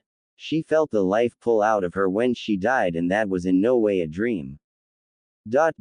So what happened? She opened her eyes slowly and wearily. They burned a bit from the brightness, but she willed it out until she could finally see. It was hard to see anything at first, but that gradually changed and she was finally able to look at her surroundings. She was in a hole. She wondered if someone was playing a prank on her. She wanted to laugh. She really wanted to laugh just for the sheer weirdness of it all, but one look at herself left her stunned. She was, well, not fully, since she had little clothing that hadn't withered away, but the things she was wearing were barely clinging to her frame. Was she? She looked around and realized she was in a coffin, and it looked more like she had been buried. She stood up and made her way out the hole. When she looked around, her suspicions were immediately confirmed. She was in a graveyard, which meant she was dead. What's going on? She whispered hoarsely. Her throat felt so sore and it hurt to even whisper, but right now she was panicking. How is she alive? She died when she was giving birth to Hanabi, so how was this possible? Allow me, human, Hitomi heard a voice say, and she would have screamed in fright had it not been for her world suddenly going black. She awoke to what seemed like an area filled with gray trees and black and lavender roses, but they seemed to have something of a path to them. Come, the same voice called, and that scared the hell out of Hitomi. What the hell was going on? She was adamant on doing anything, but she needed answers, so she went in the direction she felt the voice calling her to. It took a while, but she made her way to a clearing and looked around. This whole place seemed so dull. The sky was black, while all the other things were gray except for the lavender roses that stood out. There was also the longest tree she had ever witnessed. At least she thought it was a tree. She walked a little closer to it, but then something stopped her, and when she looked carefully she could see the outlines of a cage around the huge tree before the outlines disappeared as if they were never there in the first place. There was also this paper that hung mid-air with a kanji she couldn't exactly make out because it was too high. Finally, I was beginning to think that you were lost. The voice sounded like it was coming from everywhere, but she knew somehow that it was the tree talking to her. Who are you? Hitomi asked, looking at the tree. She felt so silly for such an act, but so far she was in a whirlwind of confusion. I am Shinju or Dadara. Your legends label me as the Jubi, Shinju said. Hitomi was shocked and petrified. She knew all about the legend of the Jubi and the Sage of Six Paths. In actuality, the Jubi is considered a deity, an unstoppable force that even the sage himself had no control over, one of the reasons why chakra even existed. Upon looking at the tree, she could tell that it was really the demon. That fruit-looking thing it held was a dead giveaway. If she remembered correctly, then the legend stated that the fruit the Shinju possessed was forbidden to be eaten. However, someone had not listened to the rules and ate it. It was a princess right. She couldn't remember everything, but that was what basically led up to the Shinju becoming a vengeful beast after its chakra. Well, she had chakra and the Jubi was a few yards away from her, but she didn't feel safe. Do not fear. I did not bring you back to life just to extinguish you, Shinju said. So I am alive. How? Where am I? How am I talking to the Jubi? Hitomi questioned quickly. I revived you. You are in your mindscape. And you are able to talk to me because I am sealed within you, Shinju stated coherently. Sealed? Hitomi knew all too well what that meant from what Kushina told her. She was the Jubi's container, but how? The Jubi shouldn't even exist, but when it mentioned she was in her mindscape, then a sense of dread was falling upon her. Why? Hitomi didn't know what else to say. You proved most fitting among the dead, so I chose you. I cannot escape due to the Shinigami creating a seal to make our merge permanent, well, until you die a natural death, so I cannot harm you nor allow you to die unless it is of old age, only then will I be free to do as I wish. I have gone through your memories and I can tell you do not approve of what the world has become because of chakra, so I have a proposal for you, Hitomi Hyuga, Shinju said evenly. Proposal? What proposal? Hitomi asked. She felt relieved that the Jubi couldn't be released and possible kill everyone on Earth.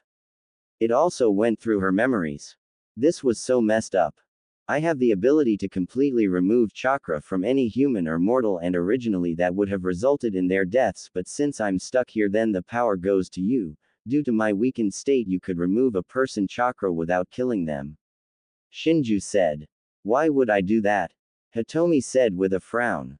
What was the reason for taking someone's chakra away from them?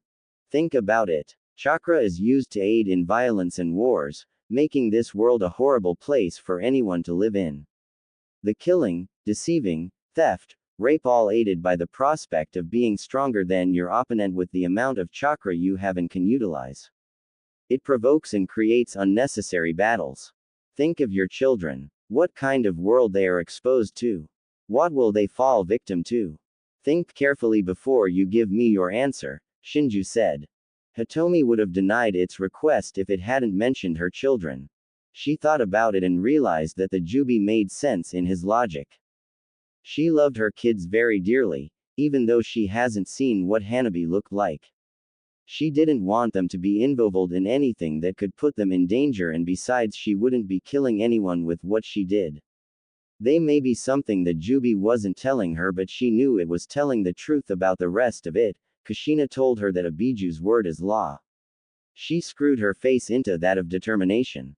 I accept, Hitomi said. She was doing this so her babies wouldn't have to live a life of violence. Flashback end. She planned on keeping to her mission as well. This was for her two beautiful children who she would die to protect. Crap, Naruto said as he turned around another corner and ran like a bat out of hell. He just didn't get it. He just got back from the mission from Suna to this. When he was young, he was always deemed a loser in the eyes of the female populace, but now he was being chased, like the latest fashion wear, by a group of fangirls. He had to admit some of them did look hot, but it was platonic at best. Now he knew how Sasuke felt all those years ago. Those girls didn't want him but what he had, the titles of 2 clans, the son of the Yellow Flash Minato, the savior of Konoha. Now that he thought about it, he really did do a lot of things and he wasn't even in his 20s. There he is. A high-pitched voice squealed. He almost tripped when he heard that. He had to get away from them before they surrounded and raped him. He looked up ahead and he sighed in relief when he saw his friends. Shika. Ino-chan. Help me. He pleaded. He could feel those girls getting closer with how hard the ground started to rumble. Huh, Naruto. Hey, what's wrong? Ino shouted as she watched him run to them. If it's Naruto, then I already know it's troublesome, Shikamaru said. Sometimes I wonder what the hell is wrong with you, Ino said, glaring at Shikamaru, who just shrugged. Quick guys, hide me, Naruto said in a panic. From Wa, Ino trailed of when she saw all the fangirls coming. Stay away from Naruto-kun. One of the fangirls screamed in anger at Ino. Naruto, you do realize you're a shinobi, right? Shikamaru said lazily. Seriously, how dumb can Naruto get? He had so many jutsu that could send all these girls screaming and he just opted to run. Yep, that was Naruto alright. Oh, Naruto said in realization and then put his hands in the familiar hand sign. With a poof of smoke, the area was surrounded by hundreds of Narutos. These were his standard shadow clones who held no differences to him. Well, they still had attitude problems, but they were still reliable when it called for it. Quick, everyone scatter, he shouted as they all split in different direction and made a break for it. It was chaos.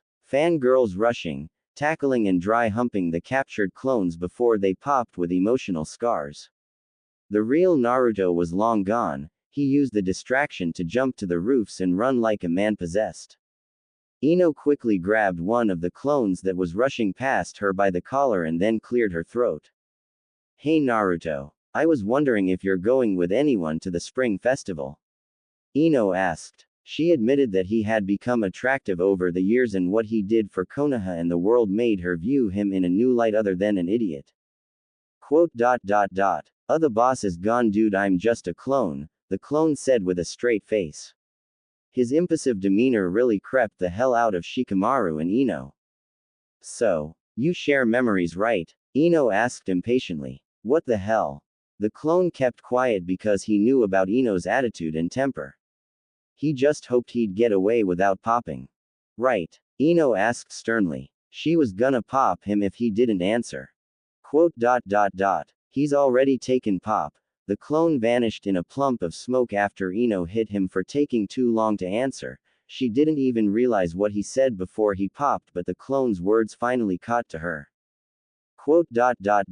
He's what? Ino was shocked. No way. It was impossible. Naruto taken. It was laughable. Naruto wasn't interested in anyone but Sakura, but that had changed and he hasn't acknowledged any female's affection ever since, and they were a lot of females after him. That stupid clone had to be lying. No way Naruto would have a girlfriend so soon. She had to investigate. I know that look, Ino, and I say just drop it, it's too true. He was stopped by a death glare. You finish that word and I'll castrate you. Besides, I'm just curious, Ino said with a gleam in her eye. Quote. Troublesome, Shikamaru said, then ran for his life. He looked slightly disturbing because of the lazy face he held as he ran as fast as he could from a raging Ino. The door opened and then shut with a bang. He was exhausted. He always dreamed of having fangirls, but now the very idea was scary. What the hell happened? One moment he's alone in the world and the next thing he know he has the whole village's females after him, or what was in his pants. He got back another clone memory and cringed, not Ino too. Well, she was just asking about the spring festival, but something told him that there was more to it than that. At least he was safe in his apartment, for now. Naruto. He looked in front of him and saw Hanabi sitting on the couch looking at him curiously. Oh hey Hanabi-chan, Naruto greeted tiredly. Damn those girls. You look like crap, Hanabi teased. She didn't expect to see him so soon and looking like he just came out of a shinobi war. Hanabi-chan language, Hinata scolded as she made her way out of the bedroom. Her hair looked wet, meaning she probably took a shower. What? He does. Look for yourself, Hanabi said, pointing at Naruto. Hinata turned to him and would have averted her eyes had it not been for his disheveled form. Hey Hinata-chan, Naruto greeted. God, he was tired. Naruto-kun, are you okay? Hinata asked in worry. He looked awful. Yeah, just fangirls trying to get in my pants, Naruto said with a grin. Hinata didn't take it that well and frowned. She knew this was coming soon enough, competition. She didn't like this one bit. Now there was a chance that she could really lose him to a more open and exotic girl who would strive to obtain her Naruto-kun's attention. She froze. Did she really call Naruto hers? Well, she wanted him, damn it. She felt so jealous right now, but she pushed that feeling aside for the moment. I don't get what they see in you though, Hanabi said cheekily. Me neither, Naruto replied. He really looked ready to pass out and Hinata wanted to take care of that. Naruto-kun, you need to sleep, Hinata said. Once she asked him out on that date, it was as if a huge burden lifted off her shoulders and she felt more confident in herself. She was still shy around him, but it was getting better to handle her emotions. She wanted to know how his mission went, but that would have to happen another time. Nah, it's Oka. Snore. Hinata caught him before he hit the floor. God, he was heavy. All those years off training really did him good, judging from what she was feeling. God, what was wrong with her? Groping her crush. She wasn't a pervert. She dragged him with difficulty to the bedroom and put him to bed. She hesitated at first, but then lightly caressed his cheek and watched as he purred cutely. It was so much easier to do the things she wanted when he wasn't looking at her or aware of her presence. It was nothing. She smiled at him, then left the room. Wow, those fangirls must be really tough, Hanabi said sarcastically. Yeah, Hinata said in thought. This wasn't looking good for her. Don't worry, Hinata. None of them could even compare to you, and besides, you're the one who's actually going out with him. You live with him too. No one else can say those things, Hanabi said, sensing Hinata's doubt. Thanks, Hanabi-chan, Hinata said gratefully. Hanabi really had changed. What are sisters for? Hanabi shrugged, but she did give a genuine smile towards Hinata. So I wanted to ask. The karage. Did you cook it yourself? Hinata asked Hanabi. Well, not really, Hanabi said. She was getting nervous. She didn't want Hinata to get upset. Oh, then who helped you? Hinata asked. She already knew Hanabi couldn't be this good when making this dish, so she wanted to know who the person that helped was so she could thank them for helping her little sister. Well, Hanabi said with her voice wavering. Well, Hinata raised an eyebrow. This was interesting. A woman named Saya helped me, Hanabi said, averting her eyes. Saya? I don't know anyone in the compound by that name, Hinata said, frowning. Well, she isn't from the compound, Hanabi bit her lip. How do you know her then? Hinata asked. I met her today before you found me, Hanabi said. Quote. A stranger? Hinata asked as she eyed Hanabi. I'm sorry, Hinata, but she was really nice and she didn't do anything to me. She helped me make this for you. I promise you that you'd like her, Hanabi said in a pleading voice. Hanabi, when you're outside the compound, you shouldn't just make friends with anybody. They could be spies trying to steal our bloodline and hurt you because you're heiress. I am not happy with this, Hinata said seriously. I'm sorry, Hinata, but I swear she wouldn't harm me, Hanabi said. How do you know this? Hinata asked. I just do, Hanabi said, not really sure. Sayu and I are going to see this woman tomorrow. I want to know exactly who we're dealing with, Hinata said. Quote. Sorry, Hanabi said. She knew Hinata was disappointed in her, but when she saw the woman herself, then she would know how nice the lady was. You're safe and that's all that matters, Hinata said lovingly. She didn't like the fact that Hanabi was seeing strangers, but she would sort that out soon. Naruto-kun. He didn't feel like opening his eyes to whatever's was calling him, so he just mumbled in his sleep. Naruto-kun. The voice whined cutely. Ramen, Naruto said, still deep in his sleep. Quote. Oh well, I tried the easy way, the voice said, and the next thing Naruto knew, he felt ice cold water thrash on his face. Bwaaa. Kya. Naruto had shot to his feet in alarm. He then realized he was in the mindscape with Kurama lying on her butt and glaring at him. You scared me, she shouted. I'm S. Naruto stopped his apology when he noticed the bucket next to her. His brow twitched in annoyance. Did you put water on me? He asked, glaring back. Kurama looked bashful but quickly composed herself. That's not important. We need to talk, Kurama stated, deciding to dodge the subject. About what? Naruto asked. The Jubi, Kurama said. What about it? Naruto asked seriously. He knew that thing was in Hitomi already. Do you remember the history behind it? Kurama asked. I kinda forgot, Naruto replied honestly while scratching his head. Quote. Figures. We'll leave that for later. This is a big issue, Naruto. Not many people know about the Jubi and what it can do, but I for one haven't been truthful in revealing information about it, Kurama said. When she was a fox it didn't seem like an interesting subject, but now that thing was back and that could be really dangerous. All I know is that thing is a monster and I'm going to destroy it, Naruto said with as much confidence as he could master. Naruto. That thing is the reason that Dujutsu exist. It contains the Sharingan and the Rinnegan, so many powers. If it is allowed to transform into its final stage, then it would contain the forbidden fruit, and that is the most dangerous of all, Kurama said seriously. Why? Naruto asked scaredly. When Kurama was serious, then nothing was a laughing matter. The fruit itself has the potential to make the wilder into the equivalent of a deity with its power, Kurama said. Wow. Naruto said shocked. Something that could make you close to a god. That was just so wrong.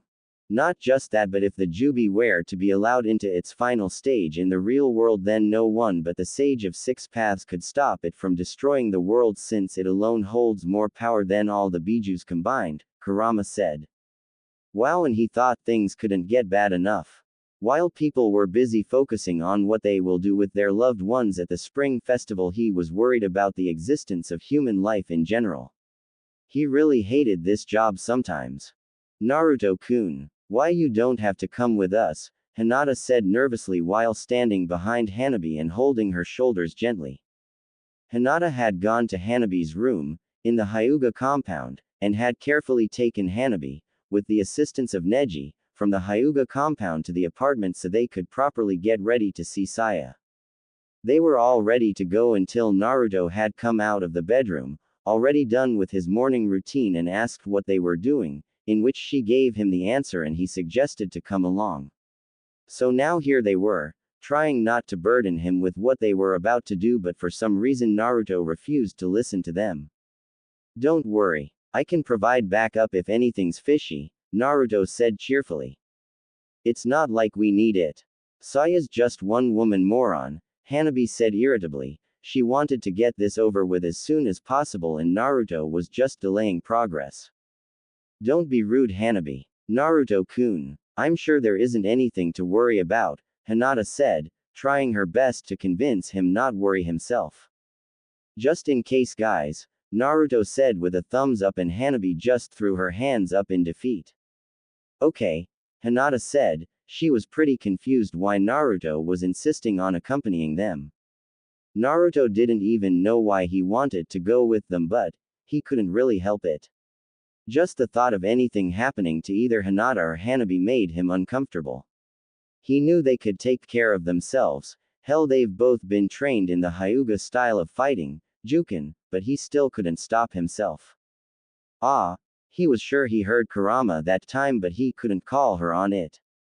They walked together on the street of Konoha in awkward silence. Hanabi was walking in front while Naruto and Hinata walked side by side. Hanabi took a glance at them and was momentarily shocked. Hinata was blushing and looking pretty shy right now, probably because she was really close to Naruto that they would bump and touch each other on occasion, and Naruto. He looked as oblivious as ever, but he did smile at Hinata and ask her, in a soft voice, if she was okay many times, and that's what shocked Hanabi so much. Naruto was being attentive. He was making sure Hinata was comfortable and taking glances at her when she wasn't looking. God, they actually looked like a couple just starting out.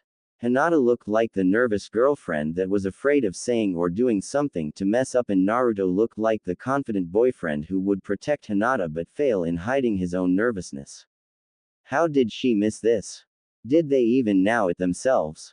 Wow, Hanabi whispered in astonishment. This was just way too weird for her.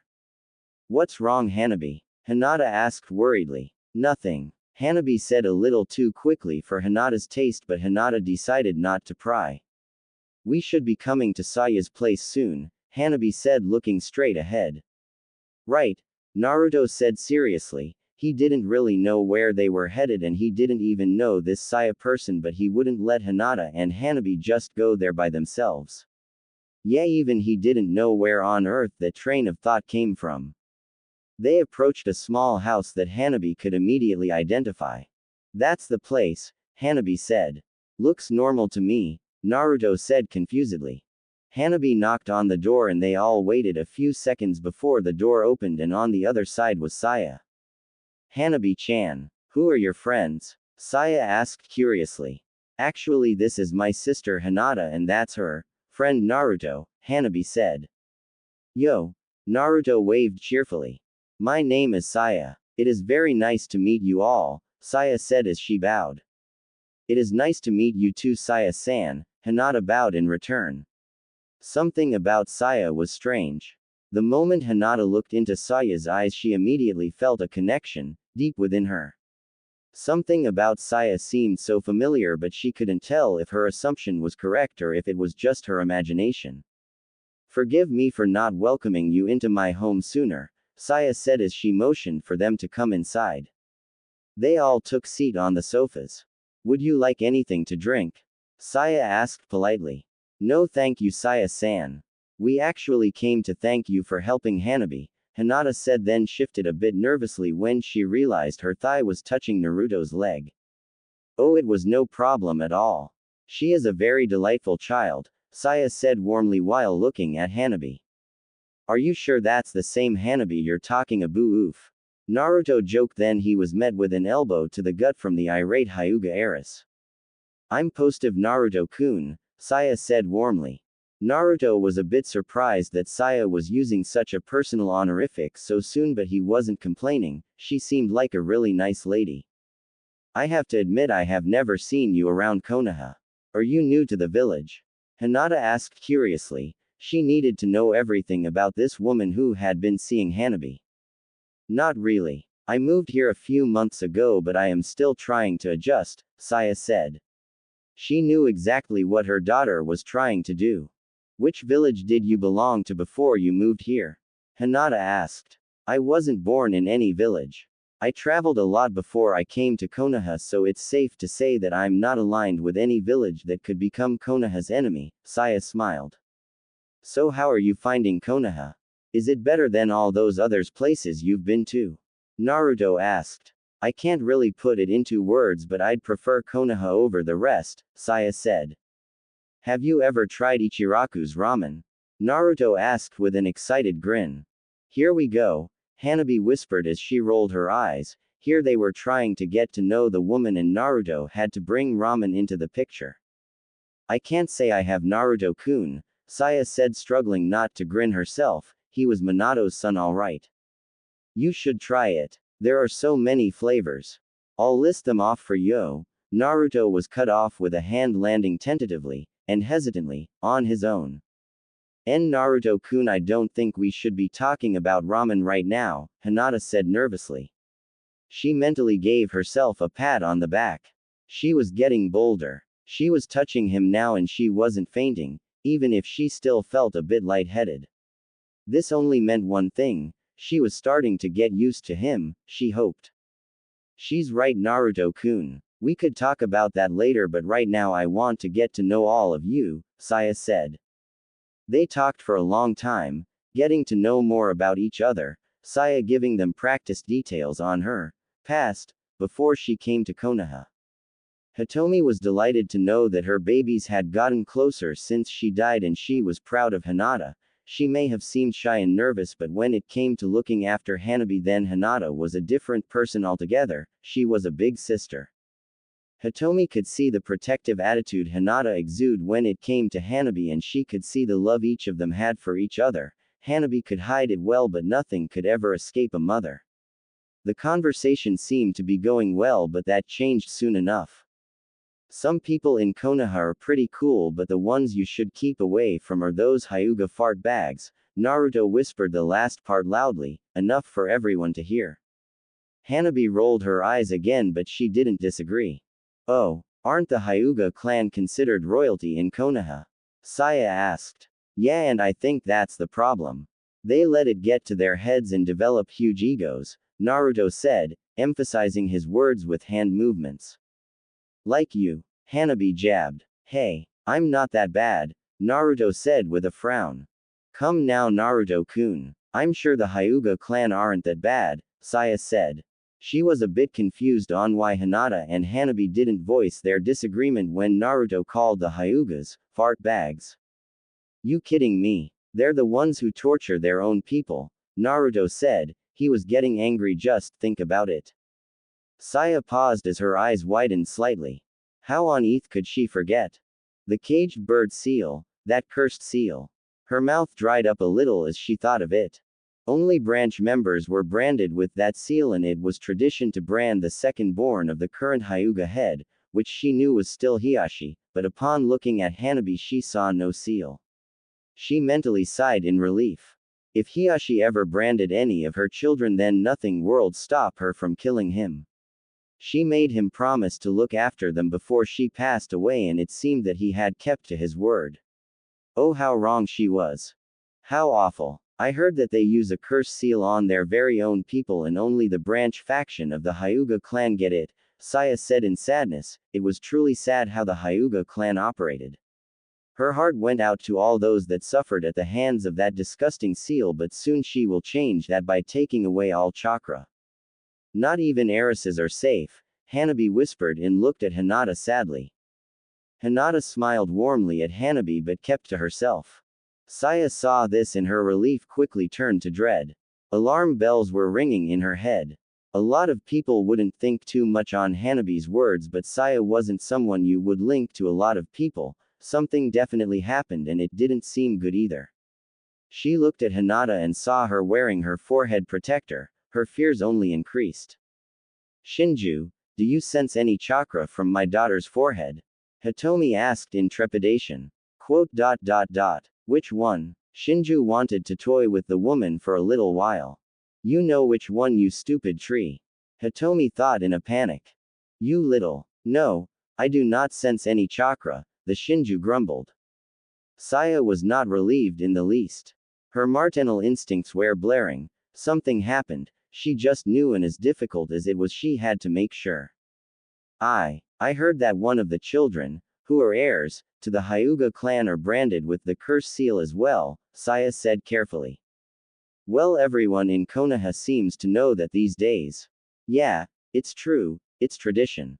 Originally, since I am heiress and the second born, then I was meant to have the bird seal placed on me, Hanabi said looking down.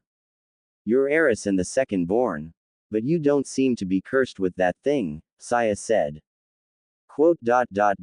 No, but that didn't stop father from branding. It was hard to talk about such a matter because it brought back a lot of unwelcome memories. I'm sorry Saya-san, but it is a very delicate subject, Hinata said. Even she felt drained just by thinking about it.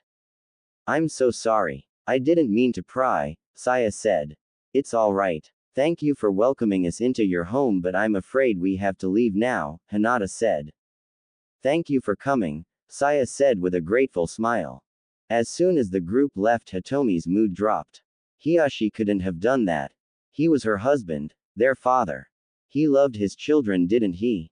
She wasn't even sure. She always loved putting everyone in a good light, but now she was struggling to think of her husband as anything else than a Hyuga head. She decided to do some much needed digging into the activities of the Hyuga clan. Something is definitely wrong here. So, what do we do now? Naruto asked when he realized that there was awkward silence. Aren't we going back to the apartment? Hinata asked curiously.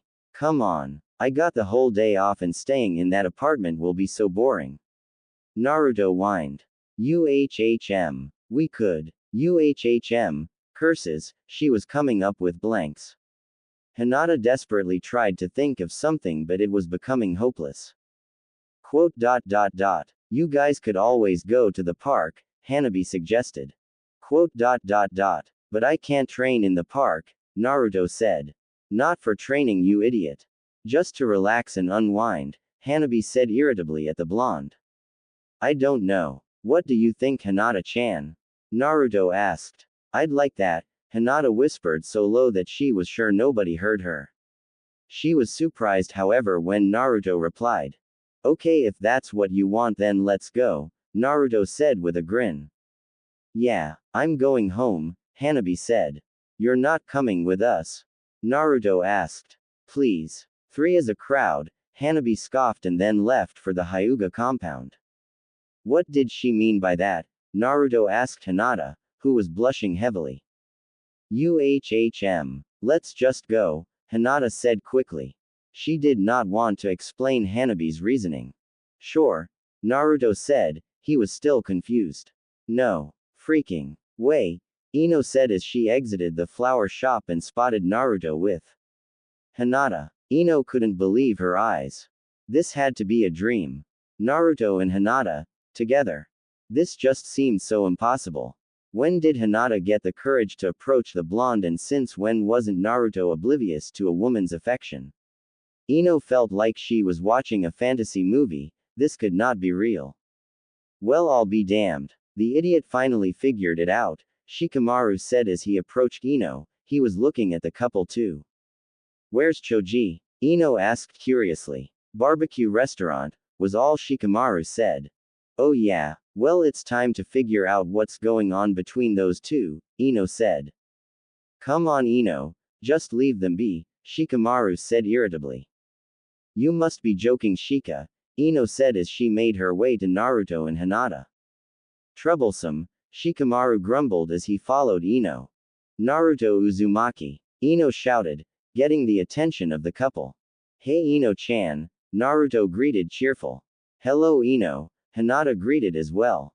When your clone said that you were taken I could have never thought it to be true, but the proof is standing right in front of me, Ino said seriously. Taken? What do you mean? Naruto asked confused. You idiot. I'm talking about you and Hinata. Dating, Ino said irritably. How stupid was he? Oh that. Yeah, Hinata and I are going on a date, Naruto said. He thought she was talking about the spring festival. Hinata's head whipped in his direction. Did she just hear him right? So it's true. You are taken, Ino said, and her ego deflated a little bit. When Naruto's clone told her that Naruto was already taken, she thought he was lying to her, but obviously it was the truth. To think it took you this long, Naruto. How true. Shikamaru was stopped with another death glare from Ino. Well, I'm happy for you guys. Come on Shika, Ino said and didn't even wait for Shikamaru before she left. So I guess I'll be seeing you guys at the festival, right? Shikamaru asked. Yeah, but most of the time it's just going to be me and Hinata-chan, alone together, Naruto said, smiling softly at the blushing lavender girl. Wow, even I have to admit I never saw this coming. See you around guys, Shikamaru said and then left to find Ino. Come on Hinata, we still got a park to go to, Naruto said. Hinata was still on the fact that Naruto said that they were going on a date. Was this a date? Naruto said they were going on one, right? Naruto-kun, Hinata asked. Yeah, Naruto asked. Are we going on a date now? Hinata asked confusedly. Naruto paused and thought on what she said. A date before spring festival. That didn't sound bad at all. He was starting to feel something for Hinata that he was sure he never felt before. She was such a beautiful girl. Everything about her was attractive, and Naruto didn't delude himself in thinking otherwise. The more he thought about it, the more it became appealing to think on the possibility of going out with Hinata, as more than just friends. After spending time with her, at his apartment and outside, his interest in her increased. He shook his head. No need for such thoughts. What would Hinata think if she knew what he was thinking right now? Well, it is just the two of us. If you want, we could make this a practice date, Naruto suggested. In all honesty, he was becoming very much aware of the females that were interested in him, but he didn't feel the same way about them. He didn't really know what he felt about Hinata, but he was sure he would figure it out soon. You're almost there. Now he knew that was Kurama. Aha, I knew I wasn't hearing voices, Naruto thought in irritation. Giggle, I never said you were Naruto-kun, Kurama said, and Naruto could feel the grin she was sporting in his mindscape. What's the deal with you? Naruto asked confusedly. My secret. Kurama giggled, then cut off the link. Naruto grumbled. Kurama was messing with him again. Are you okay, Naruto-kun? Hinata asked in worry. Yeah, I'm fine. Let's go, Naruto said as he took Hinata's hand and led her to the park. Kurama smirked from within the mindscape. Naruto didn't even know it, he was starting to fall for the former Hyuga heiress. She couldn't wait to see what would happen at the spring festival. On top of a building near the couple were two figures wearing black. Well, that was surprising, the first figure said. Yes, let's just hope Hiyashi-sama won't get too angry with this information, the second figure said. Hopefully he won't get upset. Besides their sisters, communication between them was inevitable, the first said. True. Tsunade slumped in her seat, she was getting too old for this. The cages were able to communicate to each other by letter, and it was agreed to work together on this problem without causing mass panic. There haven't been any reports on the Jubi except from Suna, so some of the cages were a bit skeptical in believing the Jubi had returned, but Tsunade knew better than not to believe this. She sighed in frustration. Her efforts to postpone the spring festival were rejected. Most of the people around the shinobi nations will be attending it, hell, even the cages and daimyo. She vehemently disagreed to it, stating that they will all be huge targets for the Jubi to suck out their chakra and they would be leaving their villages at the mercy of the 10-tailed beast. They countered by stating that they would leave as much shinobi to protect their respective villages and to use body teleportation, which was similar but weaker than the Hiraishin, to come to the aid of their villages if need be. So now here she was, drinking her finest sake and not caring who saw her. She just prayed that this didn't backfire in their faces, because if it did, then they were all in deep trouble.